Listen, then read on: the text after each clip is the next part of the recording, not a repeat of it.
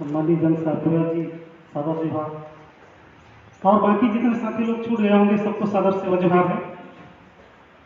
साथियों, क्रांति सूर्य बिरसा मुंडा जी के जयंती समारोह में आप सब यहाँ उपस्थित हुए हैं और ये जो जागृति का जो सफर है, हमारे शरीर के दो हिस्से होते हैं। एक भौतिक हिस्सा जिसको हम लोग शरीर जो दिखाई देता है, जब इस शरीर को जब भूख लगती है, जब प्यास लगता है तो हम लोग क्या करते हैं? खाना खाते हैं, है ना, भोजन करते हैं, पानी पीते हैं।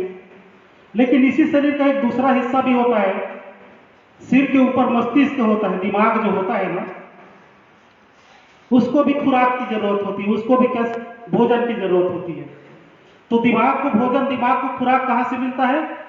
ज्ञान से मिलता है, ज्ञान से मिलता है। और ज्ञान कहां से मिलता है? थाली में रखे हुए खाने से ज्ञान नहीं मिलता। तो ज्ञान कहां से मिलता है? समाज से मिलता है, स्कूल से मिलता है, कॉलेज से मिलता है ना, संस्कृति से मिलता है। तो ये जितना जो योजनाएं हैं, जितना भी तामझाम है, जितने भी कार्यक्रम जो हो रहे हैं, वो सारे चीज किस चीज के लिए हो रहे हैं? इस शरीर के जो ऊपर का हिस्सा है, जो दिमाग है, जो ज्ञान है, ज्ञान का जो केंद्र है, उसको बढ़ाने के लिए किया जा रहा है। क्योंकि शरीर को जो भोजन से जिसको संतुष्ट किया जा सकता है, उसके लिए तो हमारे घरों में अनाज है ना, खाने पीने की चीजें हैं। लेकिन ऊपर का जो हिस्सा है, उसके लिए हमको ऐसे सभाओं की जरूरत पड़ती है, ऐसे कार्यक्रमों की जरूरत पड़ती है, मीटिंगों में जाने की जरूरत पड़ती है। तो साथियों, इसी ज्ञान के तहत हमको एक चीज जानना बहुत जरूरी है कि हम आदिवासी लोग इस देश के मूल मालिक हैं। इस बात को आप सब लोग कितने लोग पहले से जान रहे हैं? थोड़ा हाथ उठाएंगे। मूल मालिक का मतलब यह होता है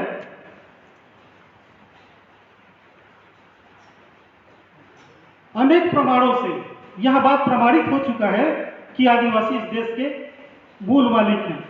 मूल मालिक का उदाहरण ऐसे समझे, जैसे आपका कोई मकान होगा और उस मकान में यदि कोई किराएदार होंगे, है ना, तो जो जिसका मकान है उस मकान का मालिक होता है, जो किराएदार होता है वो क्या होता है? अस्थायी वहां का निवासी होता है।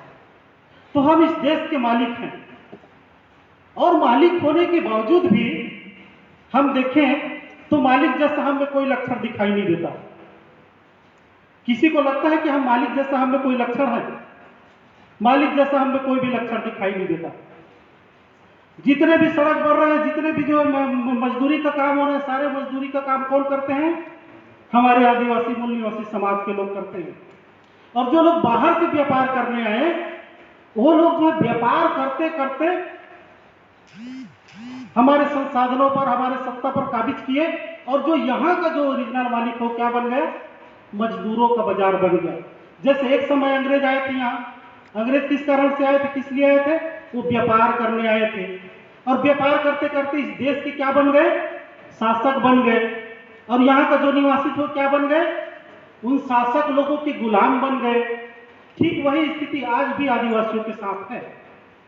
तो क्रांति सूर्य बिरसा मुंडा जी को उसी समय, अंग्रेजों के समय ज्ञात हो चुका था कि हम इस देश के मालिक हैं, जल, जंगल, जमीन और खनिज के मालिक हैं। हमको कोई गुलाम नहीं बना सकता, हम आजाद लोग हैं।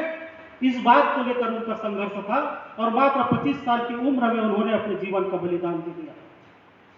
उस समय की परिस्थिति में, जिस समय कहीं आने जाने की व्यवस्था नहीं थी, सड़कें नहीं थी, रेल नहीं थी, मोबाइल नहीं था, इंटरनेट नहीं था, टीवी नहीं था, उस समय उन्होंने अपने समाज को संगठित किया और जागृति लाया, जिसके कारण आज पूरे भारत देश की 5वीं और 6वीं अनुसूची लागू है। अनुसूचित जनजातियों के अलग से विशेष क्षेत्र लागू है, जिसको क्या बोलते हैं? भारत के संविधान में 5वीं और 6वीं अनुसूची जल, जंगल, जमीन और खनिज का मालिक आदिवासियों को भारत के संविधान में घोषित करके रखा हुआ है। किसके कारण से? बिरसा मुंडा जी के कारण से। बिरसा मुंडा अमर रहे, अमर रहे। बिरसा मुंडा अमर रहे। तो इसी बात को लेकर एक नारा लगाऊंगा, एनर्जी रिचार्ज करने के लिए। जिस प्रकार से मोबाइल का बैटरी डाउन हो जाता है तो क्या करना पड़ता है? सॉकेट में डाल के चार्ज करना पड़ता है ना। मैं बोलूंगा जय जोहार का नारा है, आप लोग क्या बोलेंगे? भारत देश हमारा है। जय जोहर का नारा है, भारत देश हमारा है, जय जोहर का नारा है। भारत देश हमारा है। मैं बोलूंगा एक विधि एक विधान, आप बोलेंगे सारे आदिवासी एक समान, क्योंकि हमारा जो विधि और विधान है ना, संविधान में एक जैसे है ना। एक विधि एक विधान, एक विधि एक विधान, लड़ेंगे लड़ेंगे, उसके पहले सीखेंगे, क्योंकि बिना सीखे लड़ाई लड़ा नहीं जा सकता। यदि आप बिना सीखे लड़ाई के मैदान में उतर जाओगे तो क्या हो जाओगे? हार जाओगे, मारे जाओगे, पीटे जाओगे। तो ये जो विद्यार्थियों का जो जीवन है वो किस लिए विद्यार्थियों का जीवन है? सीखने का जीवन है। लेकिन जब हम सीखने के लिए स्कूल में जाते हैं, कॉलेज में जाते हैं, तो कॉलेज से जब पढ़ करके हम नौकरी में जाते हैं और नौकरी पा जाने के बाद हम क्या हो जाते हैं? अपने समाज से कटकर अलग हो जाते हैं। होते हैं कि नहीं? बहुत से पढ़े लिखे आप देखेंगे कि जो समाज में जाता नहीं है, बैठता नहीं है, और समाज के जो लोग हैं उनको अंधविश्वास, रूढ़ी प्रथा वाले सोच करके अपना एक शिक्षित वर्ग लोग अलग से समाज बना लेते हैं ना। तो अपने समाज की जो सांस्कृतिक विरासत है, सांस्कृतिक पहचान है, उसको छोड़ करके वो सोचता है कि मैं शिक्षित हो गया, इसलिए वो खुद को समाज से अलग कर लेता है। जबकि संस्कृति जो होता है ना, संस्कृति विकास को नियंत्रित करता है, विकास को बाधा नहीं पहुंचाता। लोगों में यह भ्रम है, या जो बहुत पढ़े लिखे लोग हैं या हमारे विरोधी लोग हैं, वो ये अफवाह फैलाते हैं कि आदिवासी लोग अपने संस्कृति, अपने रूढ़ी प्रथा का नाम ले करके विकास के मार्ग में बाधा उत्पन्न कर रहे हैं, ऐसा बोलते हैं। संस्कृति जो है विकास में बाधा नहीं। हमारे देश के प्रधानमंत्री रहे डॉक्टर मनमोहन सिंह, वो इतना बड़ा पगड़ी लगा के नहीं बैठते, क्योंकि वो अपने संस्कृति के पालन के लिए पगड़ी को उन्होंने त्याग किया क्या? हमारे सेनाओं में जो रहते हैं सिख रेजिमेंट के, वो लोग कितने बड़े पद में रहे, अपने पगड़ी का त्याग करते हैं क्या? अपने सांस्कृतिक पहचान का त्याग नहीं करते। अरब देशों में जाएंगे तो बड़े बड़े अमीर मुसलमान मिलेंगे, लेकिन वो अपने संस्कृति का पालन करते हुए दुनिया को दिखा दिया कि हम जो है सक्सेस लोग हैं, संपन्न लोग हैं। तो हम लोग ऐसा कदापि न सोचे विद्यार्थी लोग कि हम अपनी संस्कृति को छोड़े बगैर विकास नहीं कर सकते, ये सोच ही गलत है ना। तो अपने पूर्वजों की संस्कृति को यदि नहीं जानेंगे तो पहली बात तो हम अनुसूचित जनजाति ही नहीं रहेंगे। यदि आप अपने कल्चर को छोड़ दिए तो क्या जनजाति रहोगे? आपको जाति प्रमाण पत्र सत्यापन के समय पूछा गया होगा कि यदि आप जनजाति हो तो बताओ आपके घर में जो है, घर में कौन कौन से देवी देवता है, आपके कुल का लोकगीत क्या है, क्या आपके समाज में जो है कौन कौन से समाज के हमारा आपका रोटी बेटी का लेन देन होता है, ये सब पूछा गया है ना। आपका लोकगीत क्या है, लोक संगीत क्या है, आपने कर्मा बदलिया का जो भी बताया होगा, है ना। और बहुत से लोग जो है अन्य धर्मों का जो अपना सांस्कृतिक पहचान बताया, उसका जाति प्रमाण पत्र बनने में जो है बहुत कठिनाई आई। तो जो संस्कृति को छोड़ देगा, समझिए वो जनजाति से जो है अपने आप को धीरे धीरे अलग कर लिया। तो हमको क्या करना है? पहला संस्कृति हमारा खुद का हो, हम दूसरे लोगों को अपना गुरु न बनाएं। आजकल बहुत से गुरु है ना जिनका हम माला जपते रहते हैं, भक्त बन जाते हैं, चेला बन जाते हैं और अपने संस्कृति को लात मार देते हैं। ऐसा होता है ना, पूरे सब जगह जो है दिखाई देने को मिलता है। यदि वो बड़े बड़े जो साधु महात्मा संत का हम भक्त बनते हैं, यदि वो इतने धार्मिक लोग हैं तो आप जेलों में क्यों है? बहुत से लोग जेलों में है कि नहीं है ना। यदि उनमें इतना सदाचार है तो जेलों में क्यों है भाई? है? तो हमको जो है भ्रम में नहीं रहना है, अपने पूर्वजों की सांस्कृतिक विरासत है, सांस्कृतिक पहचान है, उसको समझना है और उसके अनुसार हमको जीवन को आगे बढ़ाना है। और दूसरा चीज क्या करना है? संसाधनों पर हमारा नियंत्रण हो। संसाधन मतलब क्या होता है कि जैसे जल है, जमीन है, खनिज है, संवैधानिक प्रावधान है। संसाधन के बगैर आदमी कुछ नहीं कर सकता। यदि आपको अंबिकापुर आना है तो आपके पास संसाधन होना चाहिए कि नहीं होना चाहिए? मोटरसाइकिल होना चाहिए, कार होना चाहिए, जो भी हो। संसाधन नहीं होगा तो आप यहां तक पहुंच ही नहीं सकते, स्कूल में पढ़ाई करना हो तो आपके पास जो है पुस्तक होना चाहिए, ड्रेस होना चाहिए, जूता होना चाहिए। क्या है? संसाधन है। यदि हम अमीर हैं, हम इस देश के मालिक हैं और अमीर बनना चाहते हैं, मालिकियत को प्राप्त करना चाहते हैं, तो हमारे पास जो संसाधनों पर नियंत्रण होना चाहिए। क्या हमारे संसाधनों पर नियंत्रण है? क्या जब गांव में खनन के लिए जब जमीन को अधिग्रहित किया जाता है तो क्या उस पर हमारा कोई इंटरफेयर है? क्या हमारी बातों को कोई सुनते हैं? नहीं ना। यहाँ पर इतने बड़े बड़े जो है योजनाएं आती हैं, आदिवासी युद्ध योजना का फंड आता है, खनिज निधि का फंड है। यहाँ एक एक जिला पंचायत के पास 5 से 15 करोड़ रुपया आता है, पंचायत में फंड आता है। मतलब सरगुजा संभाग में जितना योजना आता है, जितना फंड आता है सरकार की ओर से, भारत के संविधान के तहत जो आदिवासियों के विकास और कल्याण के लिए सरगुजा में भेजा जाता है, आप बताइए, जब इतने हजार करोड़ अरब रुपये सरगुजा में आ रहे हैं, सरगुजा विकास प्राधिकरण के नाम से आ रहे हैं, खनन निधि से आ रहा है, तो क्या आदिवासी समाज का एक आपको कहीं पर कोई कंपनी दिखाई देता है? क्या आदिवासी समाज का एक आपको कोई होटल दिखाई देता है? एक आपको कोई एजेंसी दिखाई देता है? कहीं नहीं दिखाई देता। दिखाई देता है क्या? इसका मतलब आदिवासी लोग आज भी मजदूर ही हैं। शक्कर कारखाना खुल गया, मान लीजिए केरता में खुला है ना, उस पर मजदूरी कौन करते हैं? हमारे लोग। उसमें जो है उसका नियंत्रण कौन करते हैं? सरकार के लोग कर रहे हैं ना। तो नाम हमारे नाम से खुला है, आदिवासी फंड से ही जो है शक्कर कारखाना खुला है, लेकिन हम उसमें मजदूर हैं, मालिक थोड़ी हैं। देखा जाए तो, है ना। तो हमको मालिक बनना है, और मालिक बनने के लिए संविधान ने सारा प्रावधान करके रखा हुआ है, 5वीं अनुसूचित घोषित करके रखा हुआ है। राज्यपाल ने, महामहिम राज्यपाल ने जो है संवैधानिक आदेश निकाल करके सरगुजा संभाग के सभी जिला को अनुसूचित क्षेत्र घोषित कर दिया है ना। राज्य और केंद्र सरकार ने पेशा एक्ट बना करके स्वशासन का अधिकार दे दिया है।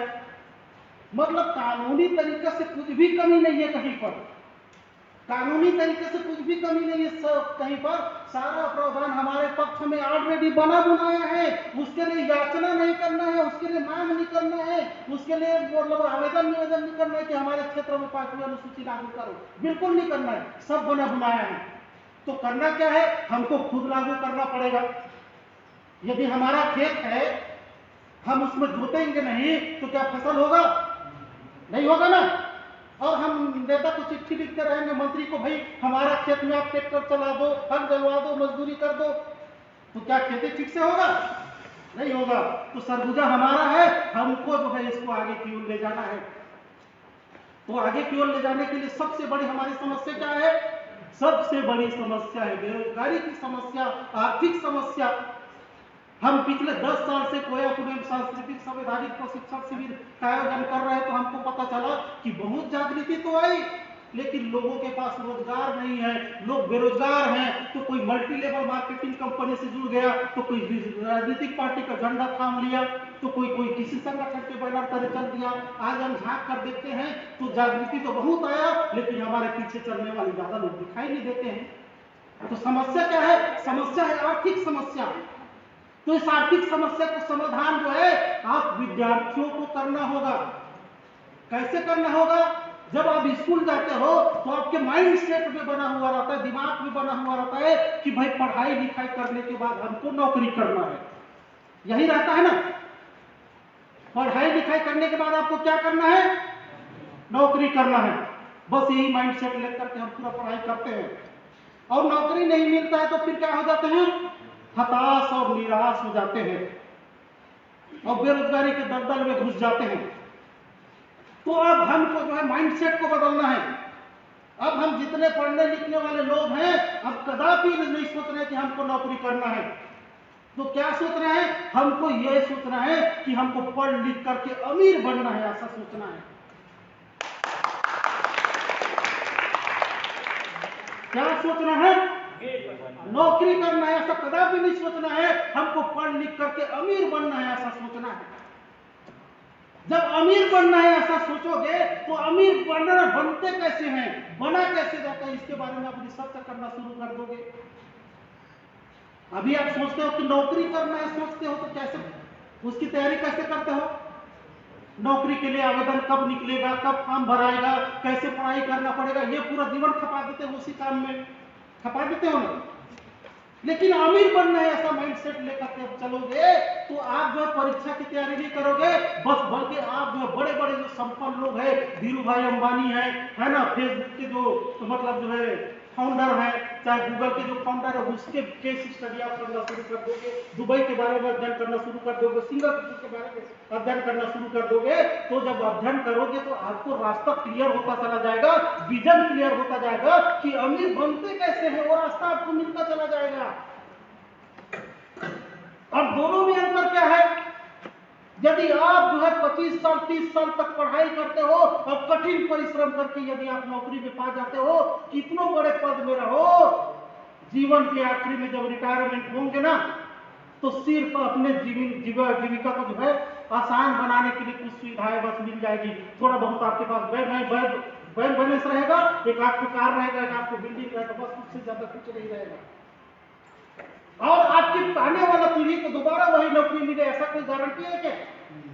लेकिन एक बार आप अगर व्यापार खड़ा कर दिए तो व्यापार खड़ा करने में कितना समय लगता है? अमीर बनने का जब हम लोग स्टडी किए होंगे तो हम लोगों ने दुबई का जब स्टडी किया, दुबई का केस स्टडी, तो दुबई जो नगर राज्य है, एक प्रकार से संयुक्त अरब अमीरात का एक जो है राज्य है, नगर राज्य है दुबई। आज से 35 साल पहले वहां के लोग बहुत गरीब थे, बहुत गरीब। क्यों गरीब थे? क्योंकि वहां का जो जमीन है ना, पूरा रेत से भरा हुआ रेगिस्तान है, और रेगिस्तान में फसल नहीं उगाया जा सकता, रेगिस्तान में जंगल नहीं होते, रेगिस्तान में पीने का पानी नहीं होता। ये दुबई की स्थिति है। इतना विषम परिस्थिति दुबई में। हमारे सरगुजा में रहने वाले जो विशेष पिछड़ी जनजाति के लोग हैं ना, उनके पास कम से कम जंगल तो है, उनके पास पीने के लिए पानी तो है, उनके पास शिकार करने के लिए जानवर तो है, लेकिन दुबई के लोगों के पास ये भी नहीं था। पहली बार जब वहां पेट्रोल की खोज हुई ना, पेट्रोलियम पदार्थ की, तो वहां मात्र 1% आय का निर्माण हुआ, 1% आय का निर्माण हुआ। उस 1% आय से वहां के जो अभी जो राजा हैं, अभी देश के प्रधानमंत्री भी हैं, मोहम्मद रशीद अल मखदूम उनका नाम है, अभी वर्तमान में 65-70 साल के हैं। उन्होंने एक ही जीवन में अपने 30-35 साल के ही उम्र में उन्होंने पूरा दुबई का प्लान बना डाला कि कैसे दुबई तरक्की करेगा, पूरा योजना बना डाला। और 1% जो पेट्रोल से आय हुआ ना, उस आय से उन्होंने अपने दुबई का जो है पूरा प्लान बना डाला। उन्होंने बड़े बड़े भूगर्भ शास्त्रियों को बुलाया अपने देश में और पूछा कि भाई हमारे देश में जो है, हमारे प्रदेश में एक भी पानी नहीं है, रेगिस्तान है, लेकिन वहां पर एक घाटी बना हुआ था, पत्थर का, पहाड़ का घाटी, और घाटी हमेशा वी शेप में होता है, वी के आकार में होता है। उस राजा ने पूछा, मखदूम ने पूछा कि भाई यहाँ वी शेप का घाटी बना हुआ है, कैसे बना, मेरे को बताओ इसका उत्तर। तो भूगर्भ शास्त्रियों ने बताया कि हो सकता है महोदय, अभी पानी भरे नहीं है, लेकिन हो सकता है लाखों साल पहले यहाँ पानी बहता रहा हो और पानी के बहने के कारण से घाटी का निर्माण हुआ हो, है ना। तो उन्होंने दूसरा सवाल किया, यदि लाखों साल पहले यह पानी था तो आज वो पानी कहाँ गया? तो भूगर्भ शास्त्रियों ने शोध करके बताया, हो सकता है अभी भी पानी जो है, अभी भी नीचे रेत के नीचे, पत्थर के नीचे हो सकता है पानी अभी भी हो। वहां का जो पानी है समुद्र को खारा पानी है, खारा पानी ना तो पीने का उपयोग हो सकता है, ना बिल्डिंग बनाने का, ना खेती करने का। पीने के पानी के लिए उनको भूमिगत जल की जरूरत थी। तो फिर उन्होंने बोला कि हो सकता है मतलब अभी भी जमीन के नीचे हो, पुख्ता प्रमाण नहीं, सिर्फ संभावना। इसी संभावना को उन्होंने आधार बना करके जो है वैज्ञानिकों को बोला कि दुनिया में सबसे बेस्ट मशीन उसको लाओ और खुदाई करो। और खोदते खोदते इतना गहराई तक खोदा कि एक स्थिति में पानी निकलना शुरू हुआ और वहीं से पूरे दुबई में पानी की पीने का सप्लाई होता है। या पेट्रोल से जो है वहां पानी जो है ना 3-4 गुना ज्यादा महंगा है पीने का पानी। और उन्होंने जो है पानी पैदा किया। हमारे यहाँ हर जगह पानी होता है, पानी का हमारे यहाँ वैल्यू है क्या? हमारे यहाँ पानी का कोई इज्जत नहीं करता है सरगुजा में। है। और जिनके यहाँ पानी नहीं है, पानी के वहां तो पूछ के देखना।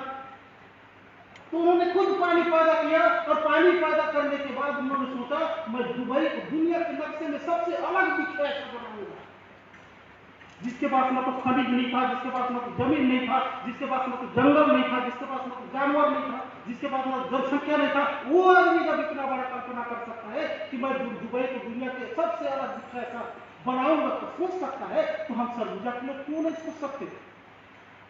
हमारे पास तो सब कुछ है ना, क्या चीज की कमी है? जमीन भी अच्छा है, खनिज भी अच्छा है, हमारे लोग भी अच्छे हैं, जनसंख्या भी अच्छा है, पानी भी अच्छा है, सारा चीज तो है। और उस राजा ने, उस दुबई के शेख ने क्या किया? दुनिया के सबसे बड़े फूलों का उद्यान बना दिया, जिसको मिरेकल गार्डन कहते हैं। आप गूगल और यूट्यूब पे सर्च मार के देखेंगे तो दुनिया के सबसे बड़े फूलों का उद्यान उन्होंने बना दिया। दुनिया के सबसे ऊंचा बिल्डिंग, जिसको बुर्ज खलीफा कहते हैं। एक ऐसा देश, रेत में खिसकता हुआ देश, मतलब आप वहां रात में लकड़ी गाड़ दो तो तूफान चलता है, वहां सूखा रेत का तूफान चलता है, रात में लकड़ी गाड़ दो तो गिर जाएगा। ऐसा खसकता हुआ रेगिस्तान में उन्होंने ना दुनिया के सबसे ऊंचा टावर खड़ा किया, जिसको बुर्ज खलीफा कहते हैं। हमारे यहाँ बोर खन्ने में जितना गहरा हम लोग पानी निकालने के लिए खोदते हैं ना, उतना वहां बिल्डिंग बनाने के लिए, न्यू डालने के लिए खोदते हैं। सोचिए कितना मुश्किल काम है बिल्डिंग बनाना। हम लोग जब बिल्डिंग बनाते हैं कितना गड्ढा रहता है? 10 फीट 12 फीट, ज्यादा से ज्यादा। वहां बिल्डिंग बनाने के लिए जितना हम लोग बोर खुदाई करने के लिए, न्यू पानी खोदने के लिए गड्ढा खोदते हैं, उतना वहां न्यू डालने के लिए गड्ढा खोदना पड़ता है। अब खिसकते हुए रेगिस्तान में उन्होंने दुनिया का सबसे ऊंचा टावर बनाया और समुद्र को काट कर मानव निर्मित लैंड बनाया, जिसको जो है पाम जुमेरा कहा जाता है। पानी के अंदर में उन्होंने टेनिस स्टेडियम बनाया, पानी के अंदर में पूल बनाया, और क्या क्या नहीं। सबसे महंगा होटल, सबसे बड़ा जो है सुपरमार्केट, सबसे बड़ा जो है गोल्डा का मार्केट, मतलब अद्भुत दुनिया भर के लोग वहां जाते हैं। और आज जो है दुबई को टक्कर देने वाले जो है बहुत कम देश लोग है ना। और दुबई का क्षेत्रफल कितना है आपको पता है? आप लोगों को लग रहा होगा ना दुबई बहुत बड़ा होगा। दुबई हमारे एक जिला सरगुजा जिला से छोटा है, जनसंख्या में भी छोटा है, क्षेत्रफल में भी छोटा है। वो राज्य है, हमारा जिला है, फिर भी वो हमारे एक सरगुजा जिला से छोटा है। जब हमारे सरगुजा जिला से छोटा एक प्रदेश जो है इतना बड़ा आर्थिक तरक्की कर सकता है, तो हम सरगुजा के लोग क्यों नहीं कर सकते? माइंड सेट करना पड़ेगा। क्या करना पड़ेगा? माइंड सेट करना पड़ेगा। अब जो है क्रांतिकारी बदलाव का समय आ चुका है। यदि हम आज बदलाव नहीं चाहेंगे, यदि हम आज बदलाव के लिए तैयार नहीं होंगे, तो 10 साल बाद हम 50 साल पीछे हो चुके रहेंगे। क्यों? क्योंकि ये आर्थिक जो मामला है ना, उसको हमारे लोग कभी समझ ही नहीं पाए। आप देखे होंगे कि आदिवासी समाज का कोई कंपनी, कोई व्यवसाय, कोई कंस्ट्रक्शन कंपनी, चाहे कोई बड़ा जो उद्योग क्यों नहीं दिखाई देता? क्योंकि जो बदलाव जो आया है उसको थोड़ा पीछे जाना पड़ेगा। इस बदलाव को समझना जरूरी है, खास करके विद्यार्थियों को, कि हमारे पूर्वज पहले वस्तु विनिमय से अपना बाजार करते थे। वस्तु विनिमय मतलब वस्तुओं के आदान प्रदान से। मान लीजिए आप मेरे यहाँ मजदूरी करोगे तो मैं बदले में आपको क्या दूंगा? अनाज दूंगा। अभी भी चलता है समाज में, आदिवासी समाज में, है ना। यदि आप मेरे यहाँ मजदूरी किए तो मैं आपको बदले में धान दे दूंगा, चाहे गेहूं दे दूंगा। आप मेरे को जो है मतलब चना तो मैं आपको जो मूंगफली दूंगा। इस टाइप से वस्तु विनिमय हमारे समाज में चलता था। लेकिन जब रुपया आया, रुपया पर आधारित बाजारवाद आया, तो उसको हमारे लोग समझ ही नहीं पाए। क्योंकि वस्तु विनिमय पर आधारित हमारे लोग सहकारिता से काम करते थे, कभी रुपयों के प्रति लालच ही पैदा नहीं हुआ। इसलिए हमारे पूर्वजों ने कभी व्यवसाय ही नहीं किया, कभी धंधा ही नहीं किया, कभी उद्योग ही नहीं लगाया। रुपयों पर आधारित व्यवसायवाद को उन्होंने कभी एक्सेप्ट ही नहीं किया। और अभी अभी हमारे लोगों को समझ में आ रहा है, तब हम लोग 100 साल पीछे हो चुके हैं। उद्योग कितना आगे बढ़ चुका है और हम 100 साल पीछे हो चुके हैं। चीन आज आर्टिफिशियल चंद्रमा बना रहा है। क्या बना रहा है? मानव निर्मित चंद्रमा, 2-2 ठो। सोच के देखिए, अभी चीन इतना उत्पादन कर रहा है, यदि आप जो है चीन को कोई टक्कर नहीं दे सकता, क्योंकि इतना सामान उत्पादन कर देता है, पूरा चौक कर देता है पूरे विश्व के मार्केट को। इसलिए उसका सामान सस्ता हो जाता है और दूसरे का सामान महंगा हो जाता है। इसलिए उसका सामान बिकता है, दूसरे का सामान नहीं बिक पाता। तब जो सोचिए, वो रात में भी काम करेगा, आर्टिफिशियल चंद्रमा बना रहा है वो। सोचिए कितना काम करेगा। और हम अभी कहाँ पर लटके हुए हैं? अपनी संस्कृति को बचाने के लिए, अपनी जंगल जमीन को बचाने के लिए कभी कलेक्टर को ज्ञापन देने में लगे हुए, तो कभी एसडीएम को ज्ञापन देने में लगे हुए हैं, तो कभी एट्रोसिटी एक्ट का मामला हो गया, मारपीटे का, इसी में हम लोग उलझे हुए हैं, अभी एनआरसी में उलझे हुए हैं। सभी जरूरी है, कोई भी मतलब जरूरी मतलब गैर जरूरी, सब जरूरी है, लेकिन हमको क्या करना है? फुटबॉल की तरह जो बाल को उस पार ले जाना है। छोटे छोटे टुकड़े से काम नहीं चलेगा, है ना? हमको सीधा जो है एकदम से बाउंड्री में छक्का मारना है। छक्का मारने के लिए क्या करना पड़ेगा? हमको माइंड सेट करना पड़ेगा। उद्योगपति बनने के लिए, व्यापारी बनने के लिए हमको माइंड सेट करना पड़ेगा, है ना? तो ये रुपयों पर आधारित बाजारवाद को हमारे लोग समझ नहीं पाए, लेकिन अभी वर्तमान में हमारे लोग समझना शुरू किए हैं, तब डिजिटल बाजारवाद आ गया। रुपया पर आधारित बाजारवाद को समझ नहीं पाए हैं, अब डिजिटल बाजारवाद आ गया। इसको समझने में फिर 50 साल लगेगा, लगेगा कि नहीं लगेगा? सारा मार्केट डिजिटल हो चुका है कोरोना काल के बाद से। जो है अब आप जो है दुकान में जो नगद खरीदी लेन देन करते हैं ना, वो सारा डिजिटल हो जाएगा। तो रुपया पर आधारित समाज बाजारवाद अभी तक समझ नहीं आया, तो डिजिटल बाजारवाद आ गया है, उसको समझने में फिर समय लगेगा, तो कितना समय बर्बाद होगा। और यदि हम जो है इस क्षेत्र में काम नहीं किए ना, तो समझिए बहुत पीछे चले जाएंगे। दुनिया बहुत तेजी से तरक्की कर रहा है, तो इसके लिए हम लोगों ने निष्कर्ष निकाला, बहुत शोध किए, तब निष्कर्ष निकला कि यदि हम अकेले अकेले व्यापार करेंगे, अकेले अकेले उद्योग डालेंगे, अकेले अकेले कंपनी बनाएंगे, तो इतना प्रतिस्पर्धा है, इतना कॉम्पिटिशन है कि बड़े बड़े व्यापारी लोग, जिसे समुद्र में बड़े बड़े मछली रहते हैं, छोटे मछली को निकल जाते हैं ना, है ना? मगरमच्छ जो है छोटे छोटे जीव को निकल जाते हैं, वैसे हमारे लोग कभी जो है कंपनी बना करके, उद्योग बना करके सफल नहीं हो पाएंगे, क्योंकि उतना पूंजी हमारे लोगों के पास नहीं है। तो क्या करना पड़ेगा?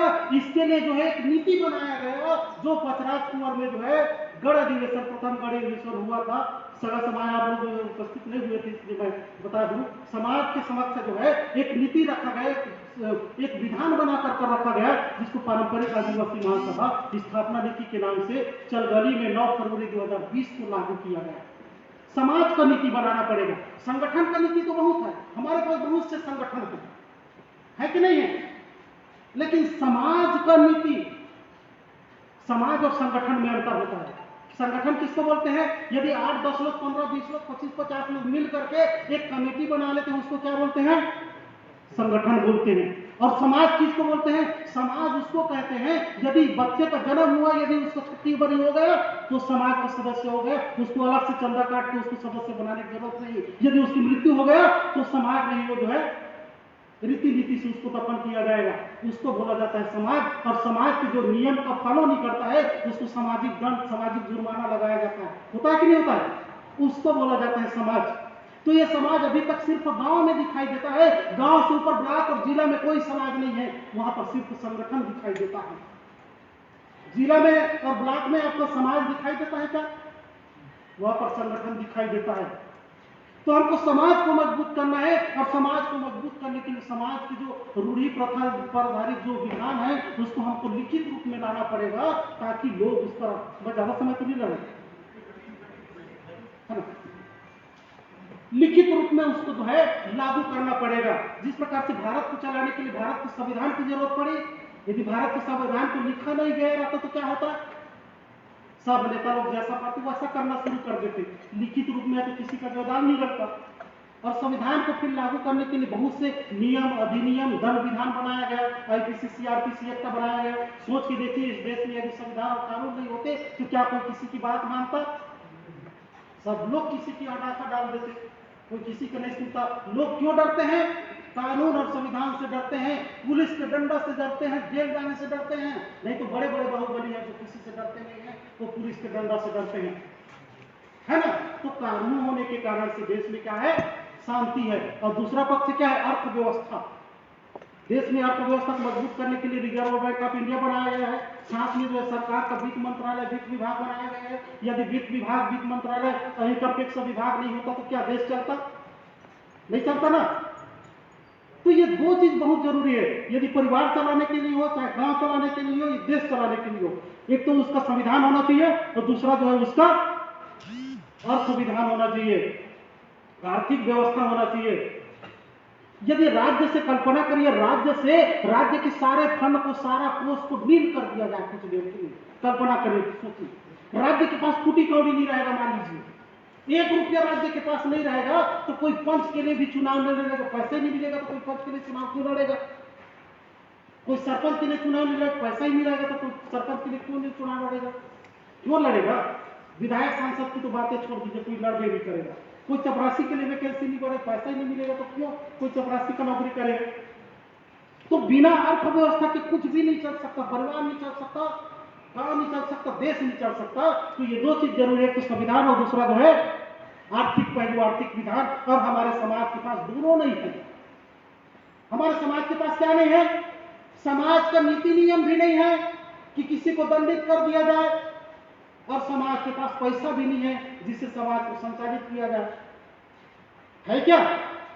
मान लीजिए मैं 10,000 रुपया गबन कर दिया, तो आप मेरे को कैसे दंडित करोगे? हमारे पास दंड विधान होना चाहिए ना सामाजिक नियमावली में। दंड तो हमारे पास है नहीं, तो हम क्या करेंगे? FIR दर्ज करवाते हैं। और FIR दर्ज करवाने से हमारा समाज मजबूत होता नहीं है, क्योंकि उससे तो मानवाधिकार का और उल्लंघन हो जाता है। जेल में बंद करना मानवाधिकार का उल्लंघन है। क्यों उल्लंघन है? क्योंकि आप उसको चलने फिरने की आजादी से, बोलने की आजादी से, मिलने की आजादी से आपने प्रतिबंधित कर दिया, किया कि नहीं? सिंधु घाटी की सभ्यता में जब खुदाई हुआ था तो उस खुदाई में सारा चीज मिला, लेकिन जेल नहीं मिला था।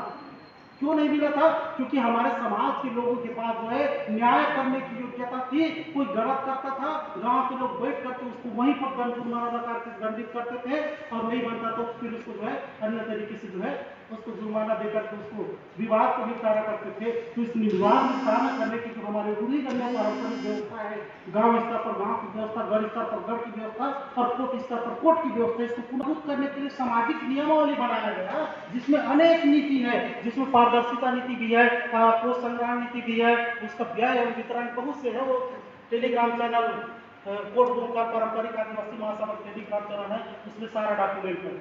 तो समाज का नीति, संयुक्त महासभा, जिसे हमारा जातिगत जो समाज जो होता है ना, जिसे कंवर समाज का समाज, यदि कंवर समाज में रोटी बेटी का लेन देन गड़बड़ हो तो क्या करते हैं? आपस में उस विवाद का निपटान करते हैं। उसी प्रकार का कौन समाज का अलग होता है, होता है, लेकिन सब समाज मिला करके एक संयुक्त महासभा, जो उससे ऊपर के जो विवाद है, जमीन के विवाद है, लड़ाई झगड़े के विवाद है, गांव के विवाद है, पशु जानवर के विवाद है, उसको निपटाने के लिए हमारे गांव स्तर पर पारंपरिक ग्राम सभा, गढ़ स्तर पर हमारे पारंपरिक गढ़ सभा, और कोर्ट स्तर पर मतलब समाज स्तर पर पारंपरिक कोर्ट सभा होगा, जिसमें 6 जिला को मिला करके जो है, जिसमें कोरबा, कोरिया, बलरामपुर, जसपुर, सूरजपुर, सरगुजा को मिला करके दुबई जैसा बनाने के लिए प्रोजेक्ट तैयार किया गया है। उसमें अर्थव्यवस्था को लागू करने के लिए जब मुस्लिम समाज का अध्ययन किए कि मुस्लिम समाज यार कम संख्या में रहते हुए भी अपने समाज को इतना तेजी से कैसे ले जाते हैं, मतलब देखते देखते मस्जिद बना लेते हैं, मदरसा बना लेते हैं, शॉपिंग कॉम्प्लेक्स बना लेते हैं। हम लोग सरगुजा में इतने ढेर सारे लोग रहते हैं, अंबिकापुर में एक बैठने के लिए जगह नहीं है, सूरजपुर में बैठने के लिए जगह नहीं है।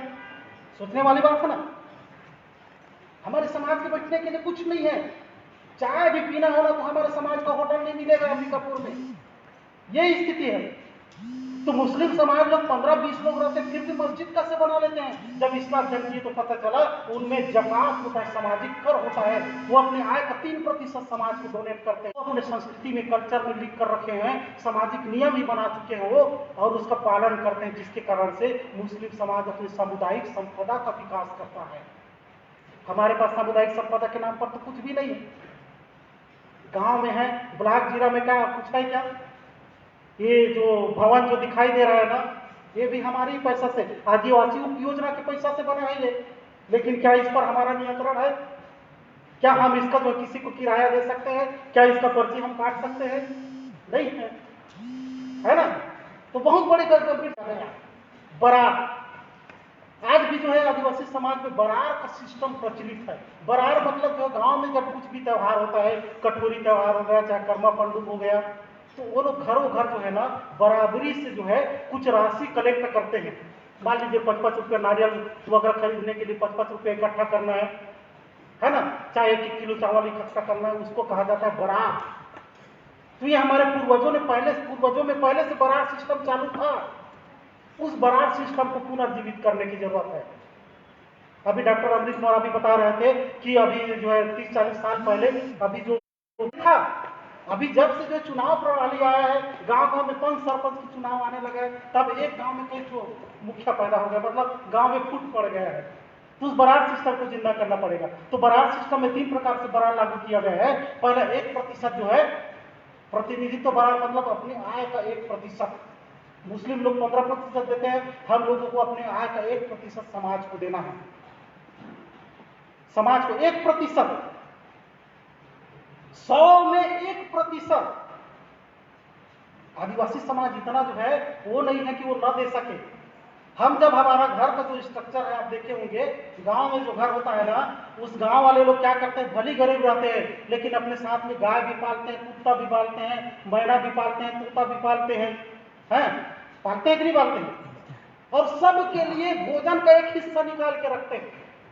कुत्ता है तो कुत्ता का भोजन का एक हिस्सा निकालेंगे, गाय के लिए एक हिस्सा निकालेंगे, तोता के लिए एक हिस्सा निकालेंगे, निकालते हैं ना। और यदि कोई भीख मांगने के लिए आ गए तो उसको भी नहीं बोलेंगे कि नहीं है, ऐसा नहीं बोलेंगे, उसको भी एक हिस्सा देंगे। कोई चंदा मांगने आ गया राम मंदिर बनाने के लिए, चाहे दुर्गा उत्सव के लिए, चाहे गणेश उत्सव के लिए, उसको भी देंगे। जब हमारा समाज के लोग हर चीज को अपना दान दे सकते हैं, तो क्या समाज को अपने आय का 1% नहीं दे सकते क्या? इस भावना को हमको प्रचारित करना है। ये सिर्फ माइंडसेट का काम है, माइंडसेट करना है, बाकी कुछ नहीं। आदमी चाहे तो एक महीना में जो है वो मतलब 1000 का जब मुर्गा मटन खा सकता है, तो क्या समाज को 1% नहीं दे सकता? ये भावना को हमको विकसित करने की जरूरत है। और दूसरा जो बरार है, उपज बरार। उपज बरार मतलब अपने उत्पादन का मात्रा 1%। यदि आपने 100 किलो अनाज पैदा किया तो 1 किलो आप सुरक्षित निकाल के रख दीजिए, उस पर समाज का हक होगा। यदि 100 किलो महुआ इकट्ठा किया तो 1 किलो सुरक्षित निकाल के रख दीजिए, उस पर समाज का हक होगा। यदि 100 किलो प्याज पैदा किया तो 1 किलो सुरक्षित निकाल के रख दीजिए। अभी भी हमारे समाज के लोग निकाल के रखते हैं। गांव में कोटवार के लिए धान निकाल के रखते हैं, परघनिया के लिए धान निकाल के रखते हैं, नाई के लिए धान निकाल के रखते हैं, गाय चराने वाले राउत के लिए जो है निकाल के रखते हैं कि नहीं रखते हैं? सबके लिए रखते हैं। तो क्या अपने समाज के लिए 1% नहीं निकाल पाएंगे क्या? इस भावना को गांव-गांव में प्रचारित करना है। ये 6 जिलों में इसको लागू किया गया है ना, पूरे भारत भर में नहीं, 6 जिला में, ताकि हम जो है दुबई को जो है जैसा जो है जो कल्पना कर रहे हैं वैसा सरगुजा को बना सकें। और तीसरा जो बरार है आम पब्लिक पर लागू होगा, वो अपने प्रतिदिन 1 रुपया बचत करेगा। यदि वो 100 रुपया भी मजदूरी करके कमाता है ना, उस 100 रुपया में 1 रुपया उसको समाज के नाम से बचाना है, तो 30 दिन में 30 रुपया बचाना है, साल भर में 365 रुपया बचाना है। एक दिन में 1 रुपया, वो तो एक दिन में जो 5 रुपया 10 रुपया का गुटखा खा जाता है, तो क्या समाज के लिए 1 रुपया नहीं बचा पाएगा? वो चाहे तो सब्जी वाले से मोल भाव करके 1 रुपया बचा सकता है जी। यदि 11 रुपया होता है, सब्जी वाले बोले भैया कि 11 रुपये में 1 रुपया छोड़ो, मैं 1 रुपया समाज को दूंगा, ऐसा बोल के वो सब्जी वाले से 1 रुपया बचा सकता है? नहीं बचा सकता। किराना दुकान से 1 रुपया बचा सकता है। तो आम पब्लिक को समाज के नाम से 1 रुपया बचाना है। यदि हम ऐसा करते हैं तो बहुत बड़ा आर्थिक क्रांति आएगा सरगुजा में। पूरे 6 जिला को मिला करके जो है करीब 34 लाख आदिवासी हैं, और रूढ़िजन्य विधि से गांव के सभी लोगों को लेना है। 60-70 लाख आदिवासी हैं इस क्षेत्र में, सरगुजा में 60 लाख में यदि हम लोग जो है ना, हमारा टारगेट कम से कम 10 लाख है। 10 लाख में यदि 1 लाख को भी हम अचीव कर लिए तो प्रतिदिन 1 रुपया के हिसाब से जो है 10 लाख, कितना आएगा? 1 लाख रुपया पर डे, प्रतिदिन 1 लाख रुपया आना शुरू हो जाएगा। 30 दिन में 30 लाख आना शुरू हो जाएगा। अभी कर्मचारियों का 1% प्रतिनिधित्व और अनाज का नहीं जुड़ा हुआ है ना? तो यदि 10 गढ़ का भी हिसाब है तो हम लोग 5 करोड़ अभी हिसाब रहे थे। यदि हमारे पास जो ये 1% भी बराबर है, उसका जो है नियम बना हुआ है, ऐसा मौखिक कुछ भी नहीं होगा। जो भी होगा जो है सरकारी नियम जैसे रहता है ना, नोट शीट वगैरह जो है, प्रोजेक्ट रिपोर्ट वगैरह, पूरा सरकारी तरीका से ये चलेगा। अब सोचिए जो है इतना जब बरार आएगा तो क्या हमारा खुद का सामाजिक कंपनी नहीं हो सकता क्या? जिस प्रकार सरकारी कंपनियां होती है, सरकारी कंपनी कौन कौन से? जैसे BSNL है ना, जिसे ACCL है।